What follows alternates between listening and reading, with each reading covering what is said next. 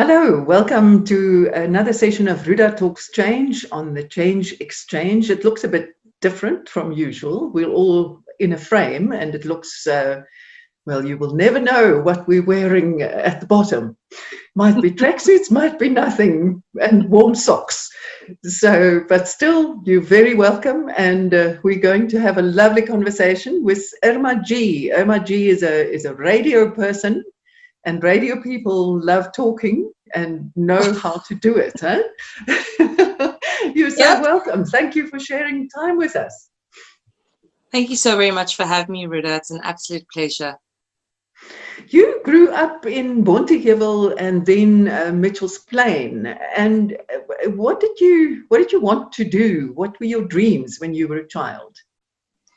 Well, to be honest, I was quite a sickly child. I wasn't expected to live beyond the age of 6. So for me, being the youngest of 7 children, I thought I was going to go and change the world and become a medical doctor.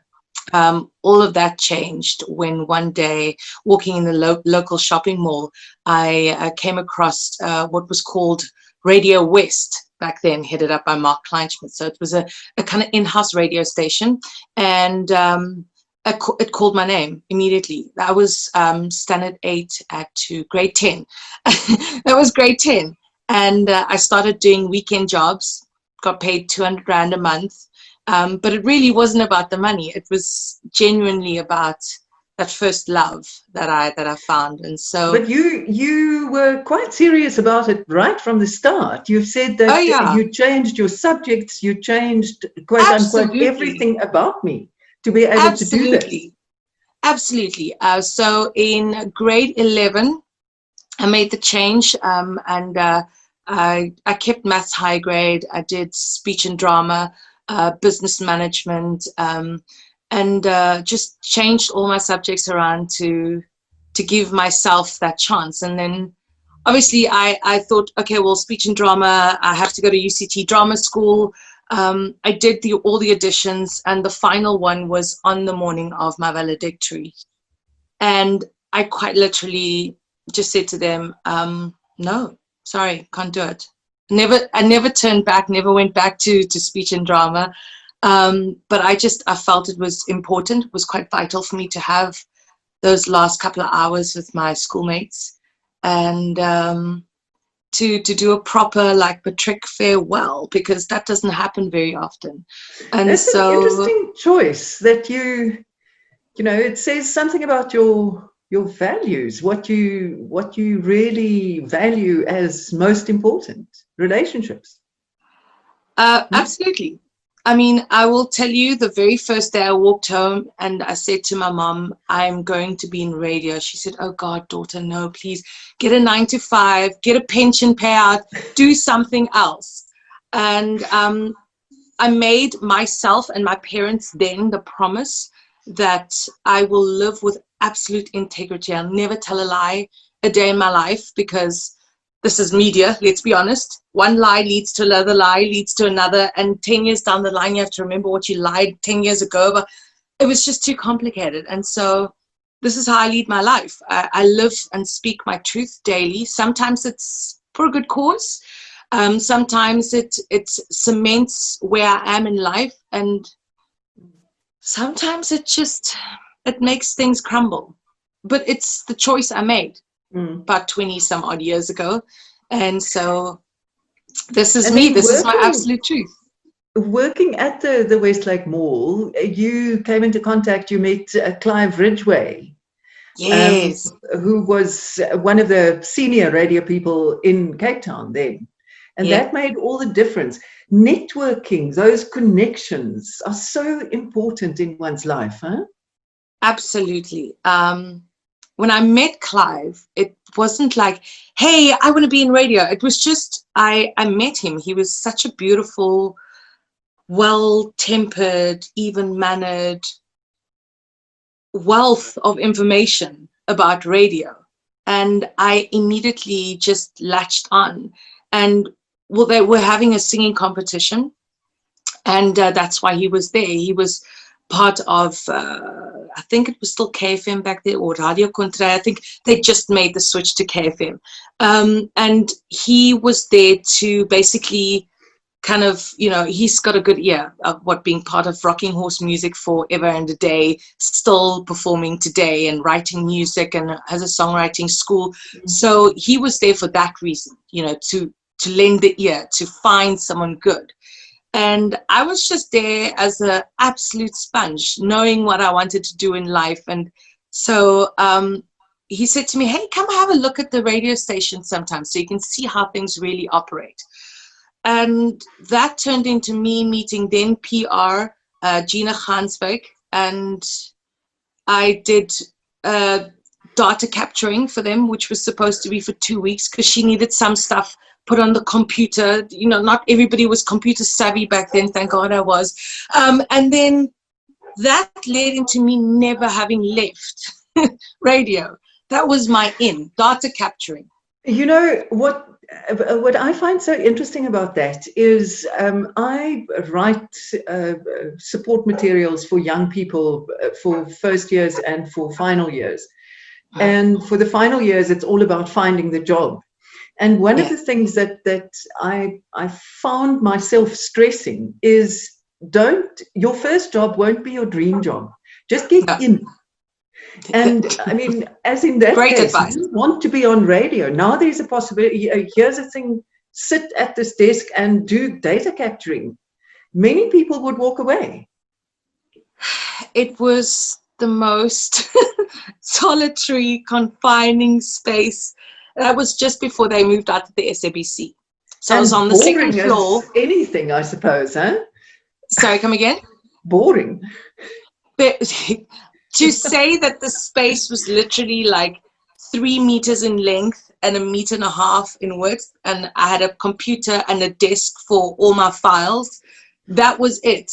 And Celine Dion CD, My Heart Will Go On. That's what I listened to for 2 weeks straight. But I mean, if I didn't have that, I wouldn't be where I am today. And I'm so grateful for that. And as you say, the connections, the lasting connections, I think that's the most important thing. And that's something I've always kept with me throughout life. Treat everyone the way I want to be treated. Yes. And if you're going to, put your nose up at me, I will do the same. And then I'll ask you straight up, because that's who I am, up front. I will ask you face to face, like, what's up? Like, do we need to have a talk? Do we need to go outside and deal with this? Because that's always how I've been. They say rough around the edges. I'm just like rough all around. But when it needs to be, I'm super finesse. And I'm grateful that I am that way, because I think it's gotten me to the point where I'm still today, which is I still haven't worked a day in my life. I absolutely love what I do. So to me, it's like I get to go to work and literally play. And I mean, what's better than that? What you're saying also touches on something else I came across that you've once said before. Due to your upbringing, you say, I can go from a yard jawl to a benefit at the convention center. But you must say it right, Ruda. It's a yacht jawl. It's a yacht jawl. I mean, but that's literally it's one of the benchmarks one of my very good friends actually had for a girlfriend. She must be able to hang out here with me and the boys, sitting around the fire, and then slip on those heels and walk into the convention center for a black tie. And that's my life. I mean, it can take you anywhere. It can take you to the roughest of all places. It can take you to the most bougie of places. But I'm grateful that I've had all those experiences, because they make me who I am.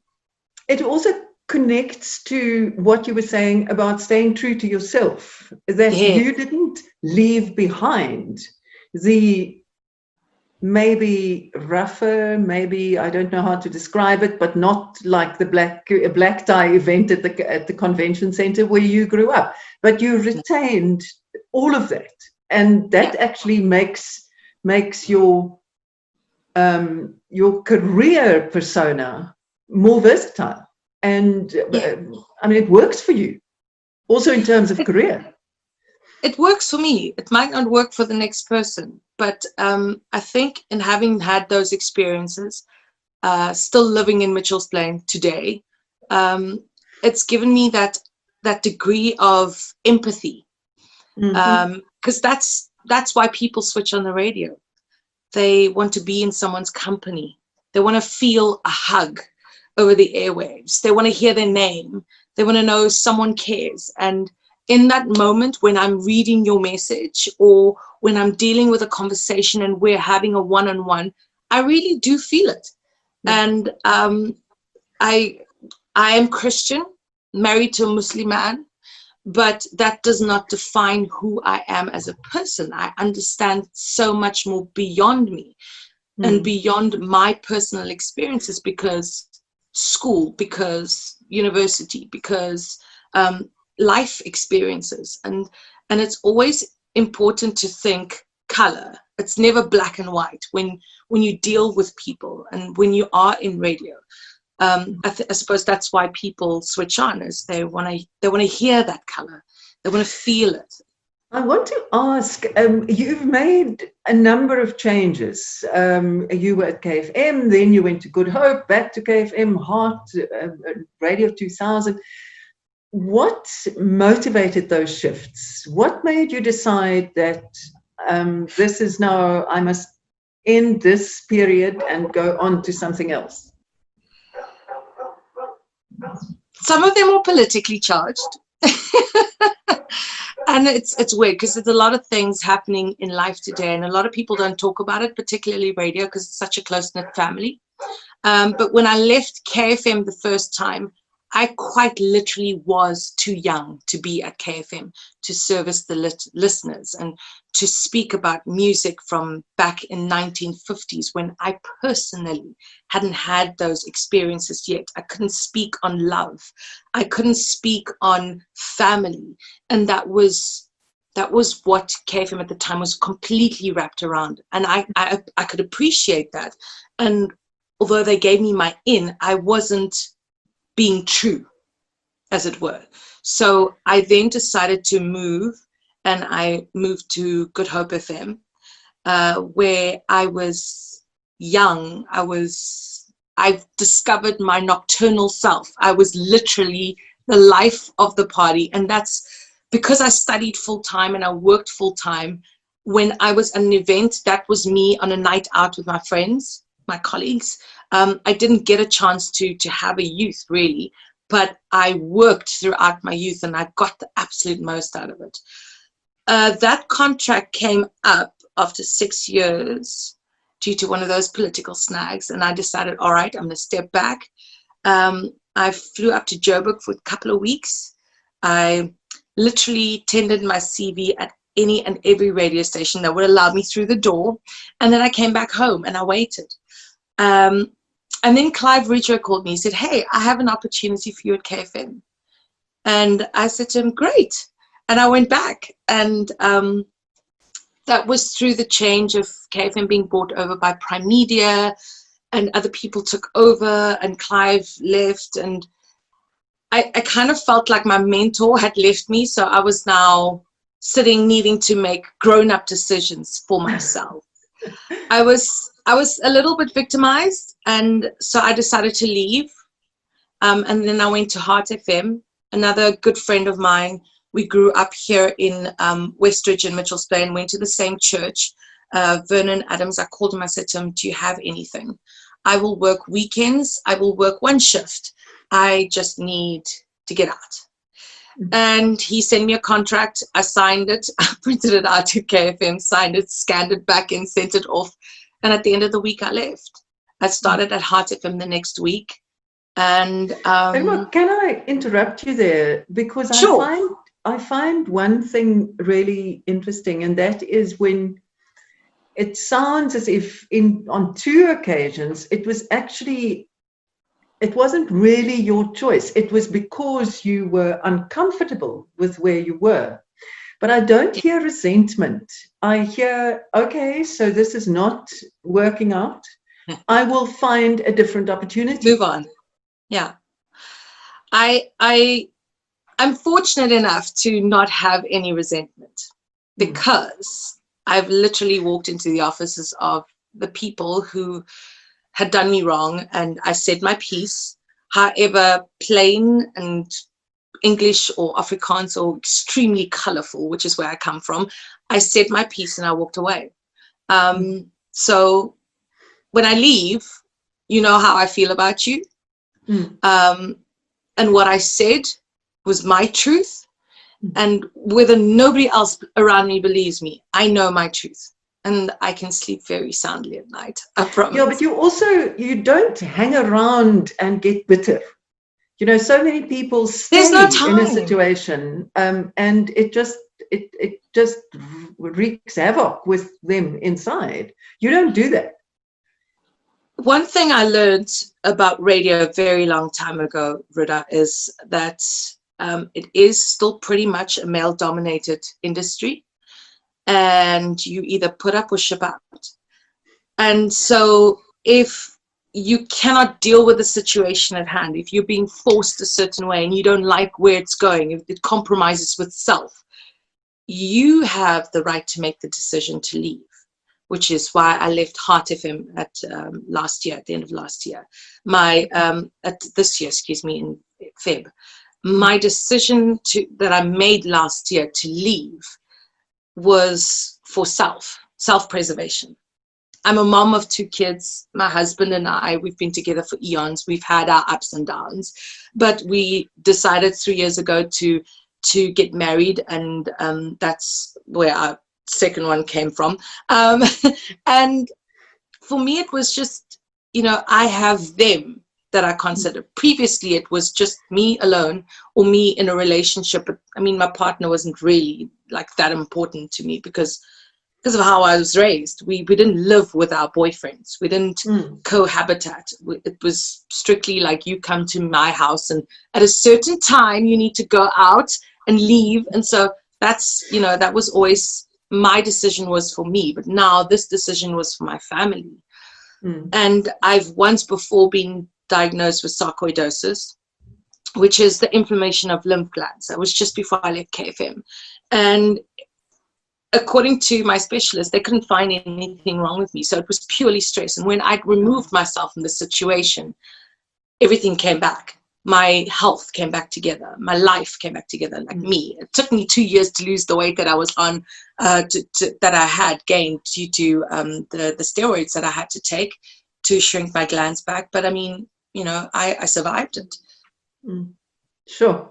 I want to move on to your family. Why did you and Zahir, you say that you've been together for yonks, and then, but under kind of controlled circumstances, it sounds like. And then why did you decide to get married? Okay, so here's the other truth of me. I always said I would marry for love. Whether that left me destitute, whether that gave me the most glamorous lifestyle, I would always marry for love. And when our son was born, I knew I loved him, but I wasn't going to be forced into a marriage just because I was pregnant.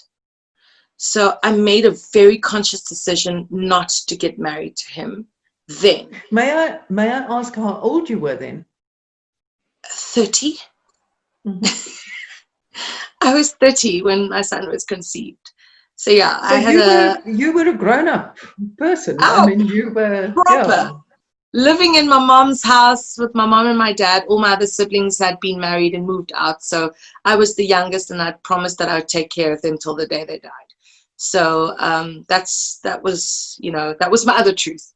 My salary wasn't always my salary alone. I had to see to the house. I had to fix things. I had to build things. I had to buy things. And so it was a very complicated upbringing, but it was one that I was grateful that I had, because I'd learned a little bit later on in life how to work with my money, how to deal with my salary, how to create a budget. And I think that's one of the things as a colored community, we don't willingly give that to our children. We don't allow them to deal and work with their own money. And and that causes problems later on in life. So I made the decision then to, you know, just really pay attention to the rands and cents. Listen, I can budget anything now. We can live on 2 cans of fish pilchards and, you know, 5 potatoes, and we can go through a week for food. But that's, you know, that's also how I was raised. I was the youngest of 7 kids. My parents didn't have a lot, and what they had to keep for the family.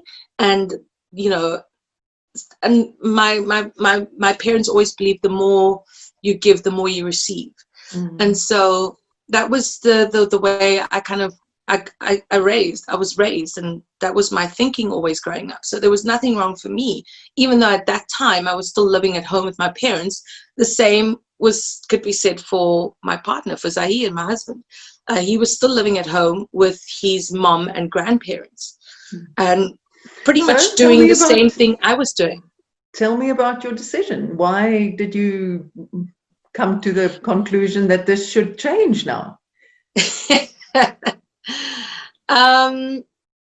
My mom had passed.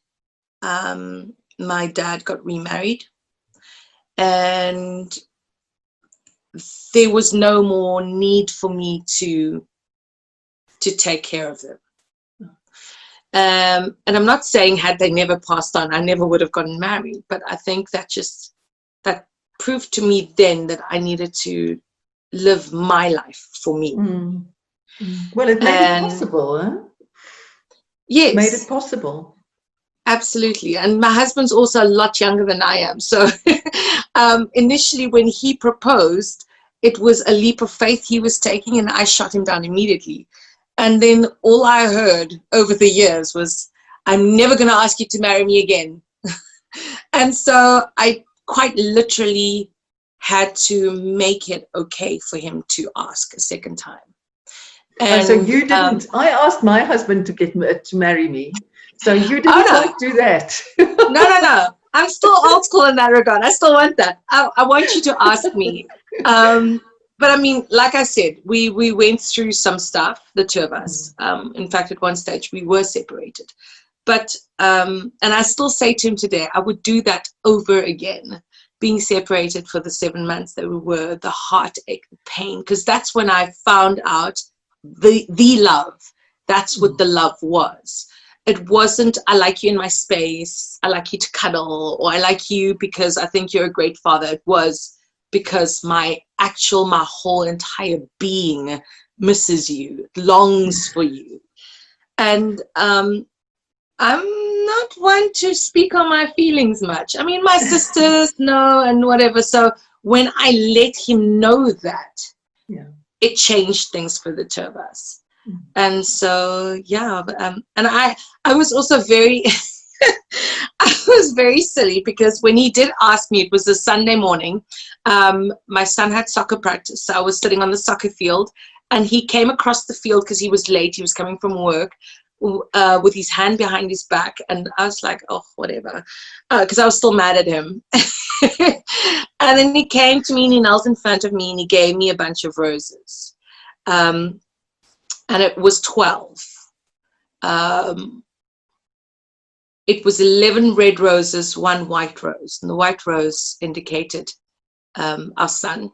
And the 12 in total was the amount of years that we've been together. And he said to me, please marry me. And I said, fine, I said to him, I'll give you an answer later. Oh, no, man. After that, how could you do that? I was petty. Come on, Ruda. I was being very petty.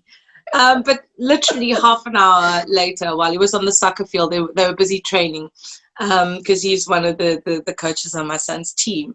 I sent him a WhatsApp, and I was watching him, and I'm watching him, and I'm like, this man's not checking his phone. I'm sure it had beeped or something and vibrated in his pocket, and I called him. I said, check your phone, damn it. And I switched the phone off. And he checked his phone and he came over to me and he said to me, I love you. Thank you so much for making me the happiest man on the planet. And I just said yes. Yeah, and that's my story. Irma, and the kids, how did they change you? I mean, you had your son when you were still basically on your own in the beginning, and now your little girl. uh, under different circumstances. How did they change you? What did they teach you? Kids will humble you. Yeah. Kids will truly humble you. They, it was actually with my son that I realized that I actually did just have a big mouth and an even bigger heart. Because it led me to those nights when I was talking to listeners and they tell me their stories about how hard it is to take care of kids as a single parent, or to see to their needs and whatever it is that they require as children growing up. It made me think about all those moments and just exhale. And I think every day for about 6 months I cried after my son was born, because I could feel that. Now I could feel that as being a mother, having birthed a child. Now I'm not saying that you can't feel it unless, you know, you have children, because obviously a lot of people don't want children and that's their own choices in life. But for me, it softened my rough edges so much that I could see, I could sense, and when people speak on still today about losing a parent, or losing a child, or having gone through some trauma, like I feel it inside me, because I'm thinking, what would I have done if that was me, or if that was my children? So oh man, it's just it made me a big fluffy marshmallow. And tell me something about where you live now. You said, did you move out from your parents' house then? And how did you choose your next home? That wasn't a choice that I wanted to make, but it was a choice I had to make. A lot of people go through this when a parent passes on, and, you know, erfgeld is swaargeld, is die gezegde.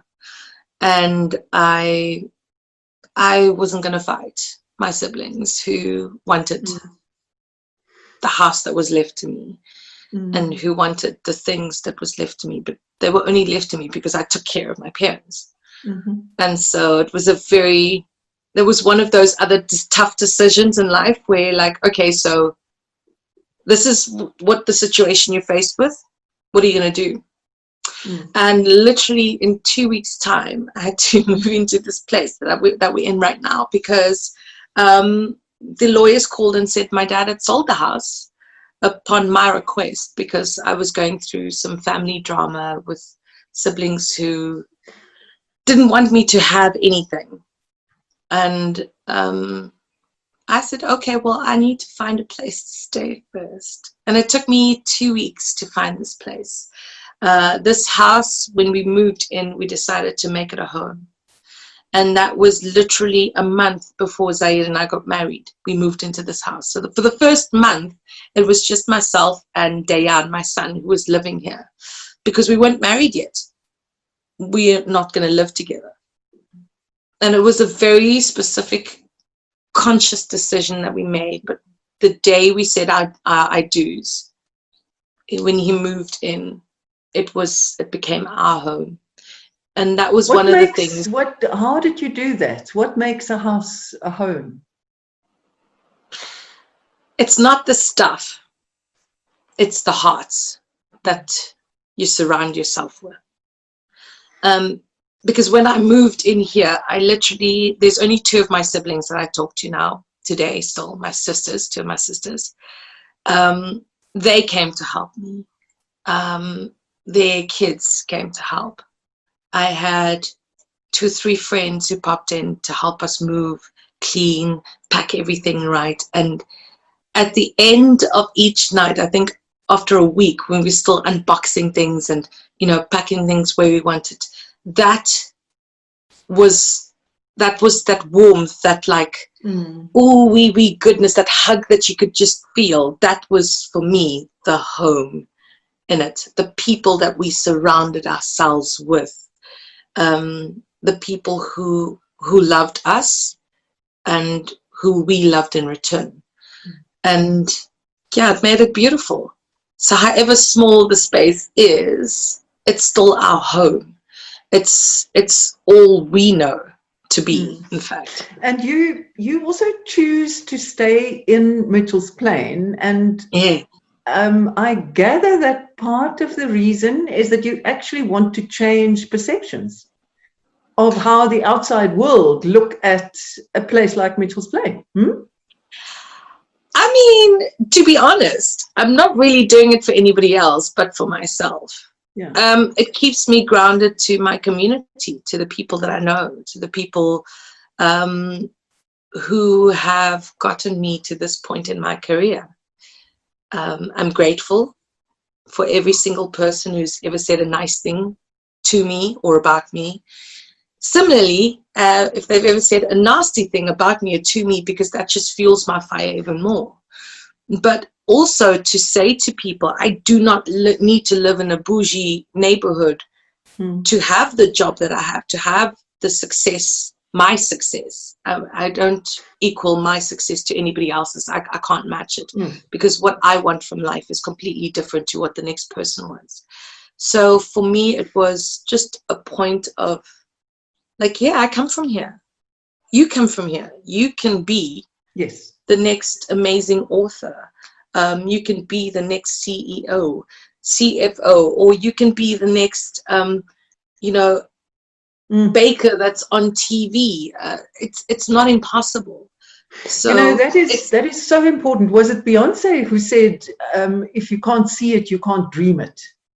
And you are living that. You are being a role model, making those possibilities real for the youngsters around you. I don't feel comfortable with the term role model. I don't feel comfortable with it because I too make mistakes. I too error. Some little ones, some big ones. I have colossal errors, but it's neither here nor there. I'm just, again, trying to live my truth. I'm trying to say to people that your dreams are valid and they're possible, but it's for you to get yourself out of a scenario.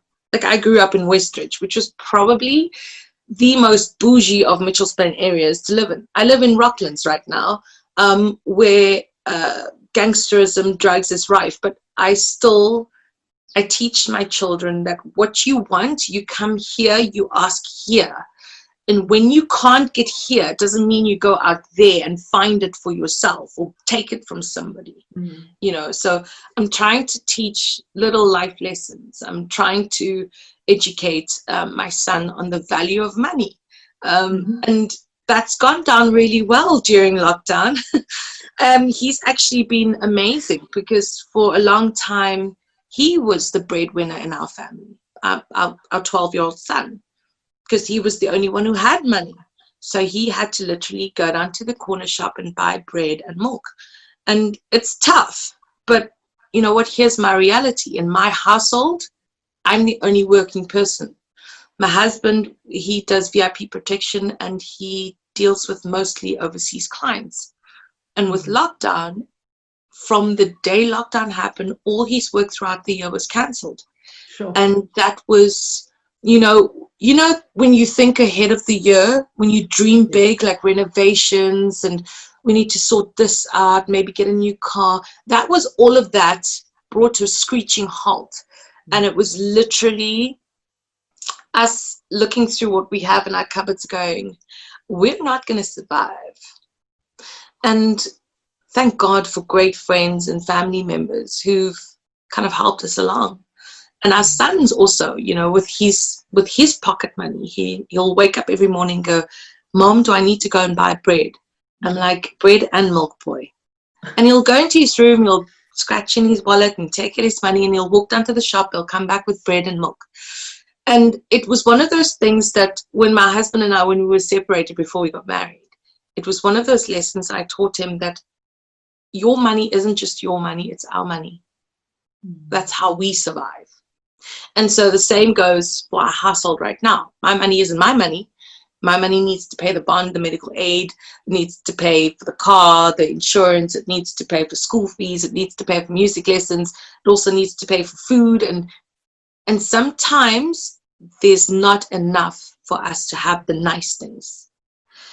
So when we do have the nice things, we're appreciative of it, we enjoy it, and we can look forward to maybe having a nice time soon. But it's life. Yeah. You know, nobody else needs to know what's happening in my household right now or how our struggles are going. But people need to know that we are all in it together with COVID-19's lockdown. I'm struggling as much as the next door neighbor. And that's also that sense of Ubuntu. So when I don't have, I can go to my next door neighbor and say, hey, can you maybe give me 2 potatoes? And she'll send me a pocket of potatoes. And when I have, I will send her, if I've baked something or made something, I'll send like a couple of plates over, and she'll send it back with more stuff in the plates. And so the plates, they swap over it's mayhem sometimes, but it works. It's sharing the little you have that will always ensure that you'll always have for the rest of your life. And I think that's an absolutely beautiful way to end our conversation. And I can only wish you all of the very, very best. And may we all come out of this and find, I don't know, a new reality and keep some of the lessons that you've described that we're learning when we go back to normal. Yeah, so, and that's one of the things that I initially, I couldn't understand why people were complaining on social media. Like, oh my God, my kids are making me insane. Please can they go back to school and this, that, and the other. No cigarettes, no alcohol. I've seen it as an absolute blessing. I've always spent this amount of time with my kids because I'm home, you know, during the week. So for me, it's like, I like this. I like laying on the couch watching kiddie movies with them or getting up to cook them like 3 meals a day or whatever the case may be. So for me, it's been an absolute blessing, even more so because when I gave birth to my kids, with my son, I had 4 weeks maternity leave, and with my daughter, I had 3 weeks maternity leave. So I'm literally during lockdown getting all my maternity leave and then some. And I see that blessing. I see that, and I see the opportunities to have as family units to come together, particularly when we've had, you know, load shedding during this process. And it just brings you closer because what can you do? You can switch on, you know, a little lamp or light a few candles. You can play cards and you can have conversations about your days and, you know, what bugs you and what are your dreams and aspirations for yourself. And I think those are the real moments that I think we are being humbled as a complete humanity, where we are taught to slow down, to smell the flowers, to smell the clean air that we have, to appreciate the little things like a roof over our head or a blanket to throw over your body. And I think listen that's to each other. Yeah. I think that's the one thing that this lockdown has brought us that we definitely need to be thankful for. Because if we didn't have this, I probably would have been busy at work. My husband would have been busy at work. The kids would have been either here or by their grandparents or, you know, by my sister. And we wouldn't have been spending that amount of time with them. So I take this as an absolute blessing. And that's all I can see right now. Until anybody else says anything that will change our mind, that's what it's going to be. And I hope that that's what everybody else gets out of this as well. There's so much happening in the world right now with gender-based violence, with racism, murders, rapes, just so much. Just focus on the little things that you can change for yourself. I think that's the important thing.